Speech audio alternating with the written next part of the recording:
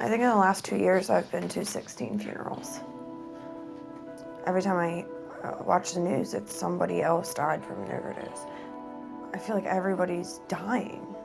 Everybody I hear, like, struggling, and then, like, oh, they're not here anymore.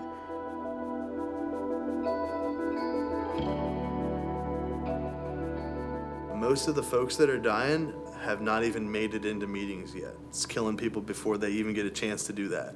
In order to run and be in one of these programs, you have to understand the addiction, and you have to understand that it's a disease. You can't, I mean, there's a lot of people out there that look at it and they're like, well, that was their choice. Why help them? Why do this? Why do that? But it's because they're sick, and we're here to make them better. Family First Health is a federally qualified health center headquartered in York, Pennsylvania, with 6 locations in the South Central region. In 2016, it received the Center of Excellence grant from the state of Pennsylvania for the treatment of opioid addiction. It spent 2017 building a treatment program from the ground up in an area hit particularly hard by the opioid epidemic.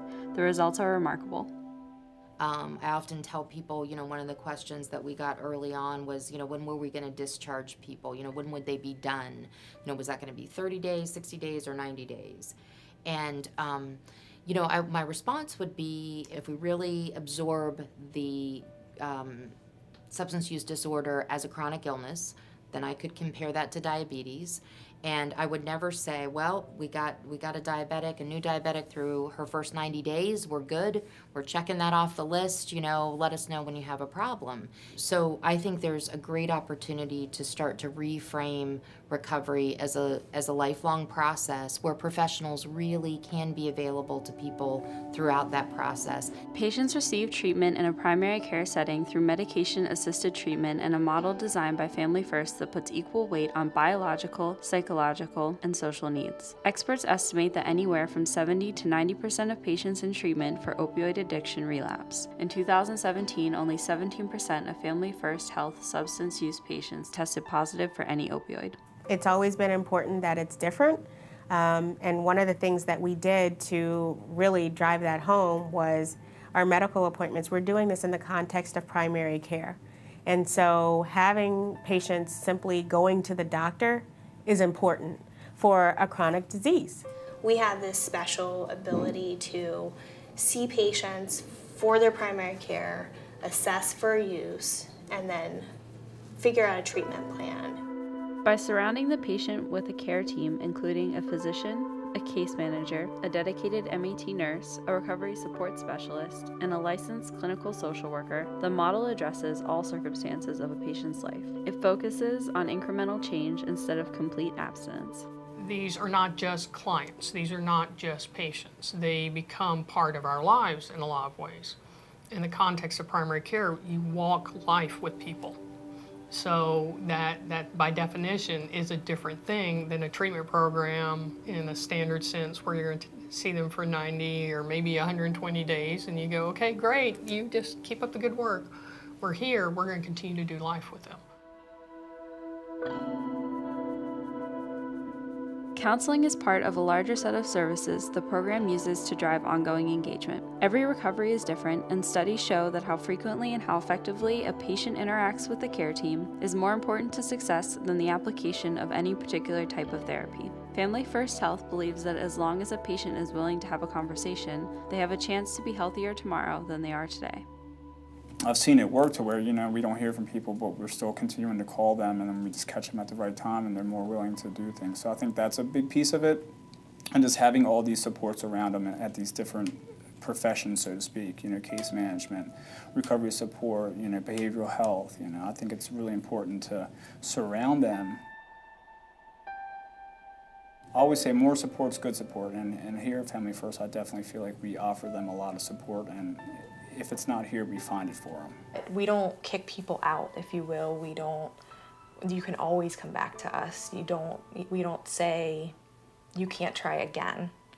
And I think that that's where I think we're different. Most programs, people get kicked out pretty quickly, and it's so so overly structured to the point where the patients don't feel like they can be honest. I've had patients say, I relapsed, but again, I go to a counselor, but I can't tell my counselor because my counselor will tell my probation officer, and then I'm just going to go to jail. So I'm going to counseling 3 times a week for 6 hours, and I can't even get help when I need it.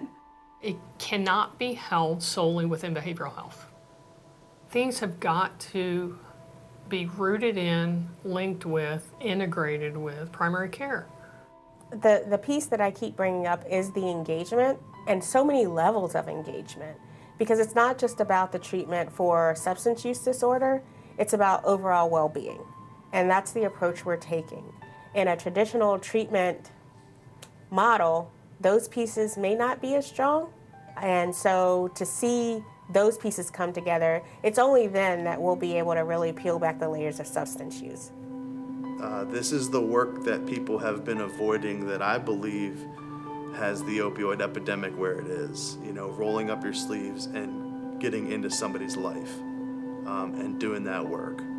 And this is what it takes.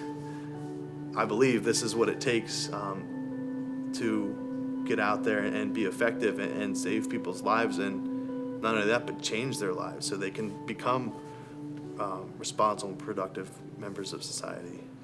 In family medicine specifically, there's not much that I do that I'm going to see the results anytime soon. Sometimes, you know, you start a new medication for depression or something, and a month or 2 later, they're feeling great and life is great. Most of the time, it's I'm treating your diabetes and your high blood pressure and your heart disease, and I'm just trying to get you to live longer and healthier, and I don't see any results. Going into this, the initial impression is that a substance-dependent patient is very hard to work with. I'm not going to fully deny that, but I also know that it's been much more satisfying than I thought it was going to be, because you can see people change.